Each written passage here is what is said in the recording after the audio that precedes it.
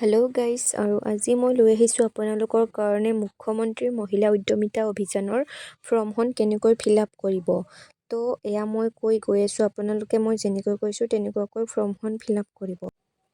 আত্মসহায়ক গোটৰ সদস্যৰ নাম, ইয়াত লিখিব আপোনাৰ নিজৰ নামটো আৰু গোটেইখিনি আপোনালোকে কেপিটেল লেটাৰত লিখি যাব। তাৰপাছত আছে আত্মসহায়ক গোটৰ নামটো, তাৰপাছত লিখিব আপুনি যিটো গোটত আছে সেই গোটটোৰ নামটো লিখিব। নেক্সট আছে আত্মসহায়ক গোটৰ MIS কোড, আপোনালোকক এটা ধুনীয়াকৈ কোড দি দিব গোটৰ ফালৰ পৰাই, তাত এই কোডটো বহুৱাই দিব। নেক্সট আপোনাৰ আছে মোবাইল নাম্বাৰ, তো মোবাইল নাম্বাৰ যিকোনো এটা মোবাইল নাম্বাৰ দি দিব যিটো আপুনি ইউজ কৰি আছে। তাৰপাছত আপোনালোকৰ জাতিটো দি দিব, কি জাতিৰ হয়।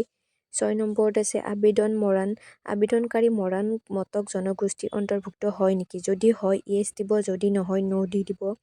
তাৰপাছত আছে আবেদনকাৰী চাহ জনগোষ্ঠীৰ অন্তৰ্ভুক্ত নেকি, এইটো আপুনি হ'লে ইয়েছ, নহ'লে ন' দি দিব।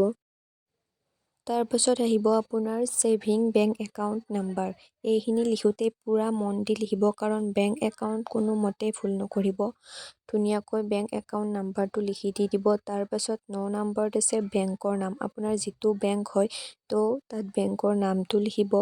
তাৰপাছত আছে শাখা মানে ব্ৰাঞ্চ, কি ব্ৰাঞ্চৰ হয় সেইটো দি দিব। তাৰপাছত IFSC কোডটো দি দিব।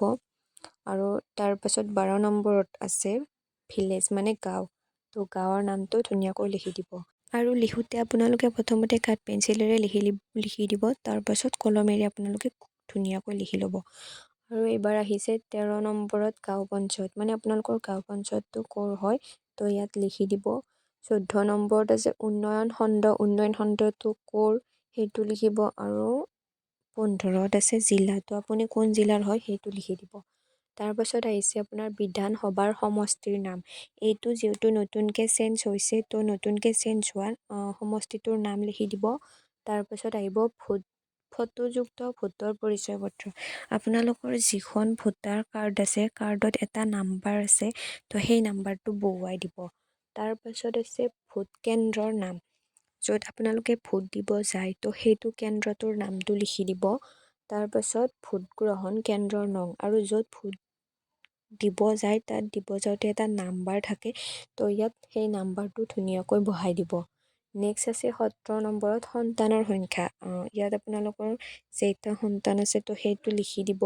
তাৰপাছত বিদ্যালয়লৈ যোৱা 3 পৰা 14 বছৰ বয়স কন্যা সন্তানৰ সংখ্যা যদি প্ৰযোজ্য হয়, তো আপোনালোকৰ যদি 3 বছৰৰ পৰা 14 বছৰৰ ভিতৰত কোনোবা বিদ্যালয়লৈ যোৱা তেনেকুৱা সন্তান আছে তো ইয়াত লিখি দিব। তাৰপিছত আহিছে আপোনাৰ বিদ্যালয়ত কন্যা সন্তানৰ নাম ভৰ্তি কৰোৱা হৈছে নে নাই, যদি হৈছে ইয়েছ দিব, যদি হোৱা নাই ন' দিব। তাৰপিছত আছে আপোনাৰ 20 নম্বৰত অমৃত বৃক্ষ আন্দোলন ৰোপণ কৰা গছপুলিটো জীয়াই আছে নে নাই আৰু ডাঙৰ হৈছে নে নাই, তো এইটো যদি ডাঙৰ হৈছে ইয়েছ দিব।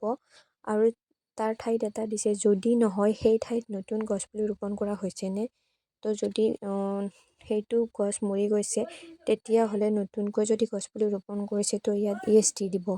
তাৰপিছত 21 নম্বৰত দিছে যে আপোনালোকে আগতে মাইক্ৰ' ফাইনেন্স ঋণৰ বাহিৰে আত্মসহায়ক গোট, গ্ৰাম্য সংগঠন, মণ্ডল পৰ্যায়ৰ সংগঠন, বেংক বা আন কোনো বিত্তীয় প্ৰতিষ্ঠানৰ পৰা লোৱা যিকোনো ঋণ পৰিশোধ কৰা হোৱা নাই নেকি, যদি আপোনালোকৰ কিবা লোন আছে তো লোনটো আপোনালোকে পৰিশোধ কৰিছে নে কৰা নাই ইয়াত লিখিব দিছে, তো কৰিছে যদি ইয়েছ, নাই কৰা যদি ন' দি দিব।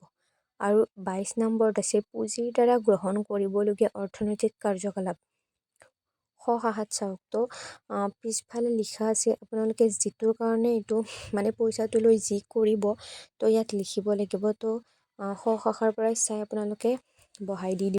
আৰু এইফালে দি দিছে এটা ঘোষণা, তো এইখিনি ধুনীয়াকৈ পঢ়ি ল'ব।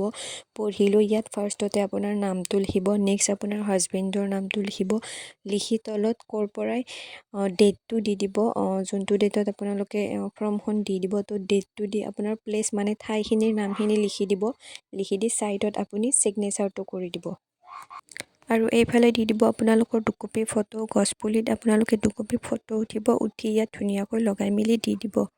আৰু লাষ্টত মই এটা কথা কওঁ যে আপোনালোকে যেতিয়া ফৰ্মখন ফিল আপ কৰিব প্ৰথমতে কাঠ পেঞ্চিলেৰে লিখি ল'ব, তাৰ পিছতহে কলমেৰে লিখিব।